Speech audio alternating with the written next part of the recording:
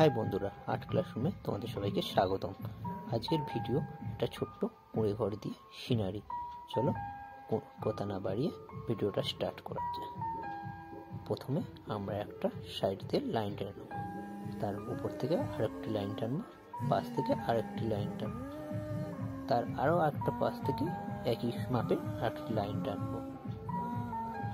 ওটাকে একই বিন্দু থেকে আর পয়েন্টে জয়েন্ট করে দেবো।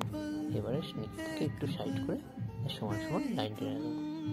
ঠিক পাশের বিন্দু না, তার পাশের থেকে আর একটা লাইন টানবো স্ট্রেট লম্বা, আর এই কোণটার থেকে ছেড়ে উপরে এদিকে একটু স্ট্রেট লাইন টানবো, আর এই কোণটা ছেড়ে একটু লাইন টানবো। এই দুটো লাইন সমান থাকবে, এটা একটু ছোট থাকবে। এবারে এটাকে আমরা স্ল্যান্ট করে নেবো। তারপরে আমরা চালটাকে একটু খড়ের ছাউনির মতন করে পেন্সিল সেট দিয়ে দেবো। খুবই সহজভাবে তোমরা 6B 8B পেন্সিল ইউজ করতে পারো। আমি সাধারণত 6B পেন্সিল ইউজ করেছি।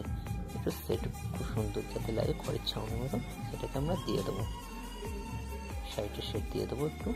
আর তোমরা গেটটা করবে, এটাও সাইডেও দেখে নাও। গেটটা যেখানে করবে এই সাইডেও করতে পারো, এই সাইডেও করতে পারো। আমি এই সাইডে করছি, তোমরা তোমাদের পরিসর মতো করে নেবে। এবার আমরা এখানে একই মাপে জানালা দুটো করে দেবো, সাইডে একই মাপে একটু জানালা করে দেবো। নেক্সট আমি দিগন্ত রেখাটা করবো। দেখুন, লম্বা লাইন টেনে নিলাম, এদিকে লাইন টেনে নিলাম। এবারে ওর থেকে একটু দিগন্ত রেখা, পিছনে ব্যাকগ্রাউন্ড। এবারে আমি একটা ছোট্ট রাস্তা করে দেবো গেটের সাথে। তারপরে একটা ঘাস করে দেবো ছোট ছোট, আর এটাকে সৌন্দর্য বাড়ানোর জন্য। এই সাইডে আরো একটি ঘাস করে দিলাম।